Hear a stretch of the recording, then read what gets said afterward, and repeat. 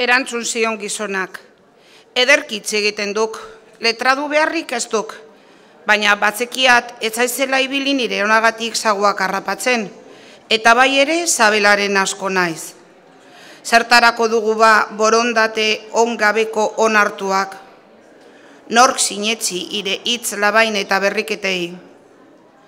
Estuak erasotzen dizkik, laster ahaztuko zaizkik, oliotokian burua bakarrik ikusten badek. Hala, hil behar duk. Bestela, betiko beldurrean biziko dituk nire olio eta uso gelditu direnak. Ipuin ederra gaiztaginari sinestea ez emateko. Estuak edozer erasotzen du. Borondatea ona ez badago bihotz kaltetua duena laster bihurtuko da edozein gaizki egitera. Etxeetan hazi ohi diren azeriak ez diote hortzik egosten olioari etxekoen aurrean, baina eskutuan bai.